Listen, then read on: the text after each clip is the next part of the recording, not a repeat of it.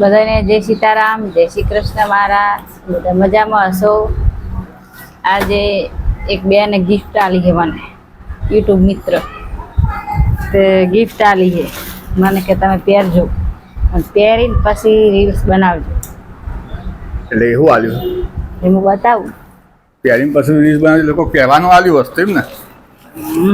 પહેરવાનું પણ હું જો ડ્રેસ પહેરવાનું ડ્રેસ આલે તો આ મિત્રએ આ ડ્રેસ આપ્યો કે તમે પહેરજો.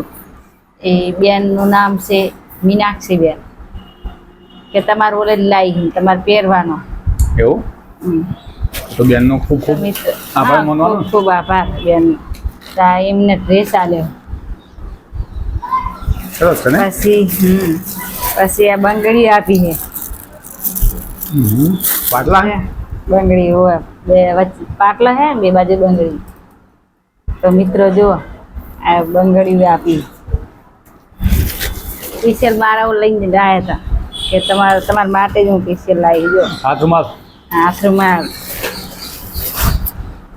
પછી કોણ મેદી મૂકવાનું હાથમાં આવે રી જો. પછી આ પાટી પૂરવાનું, પછી આ નખ પોલીસ,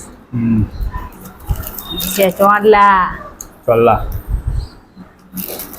કટલરી આલી બધી જો. અને આ રહી મંગળસૂત્ર આલી કે પહેરજો તમે. મેં સારું પહેરીશ.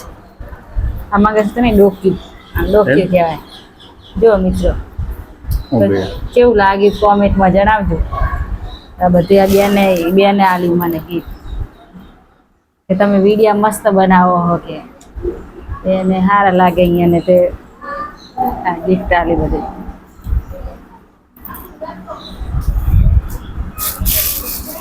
બસ બેનને ધન્યવાદ કહો. બેને પ્રેમથી આલ્યું હોતે. બેનને ખૂબ ખૂબ ધન્યવાદ. બેને આલ્યું અને મારા માટે બધું સારું વિચાર્યું.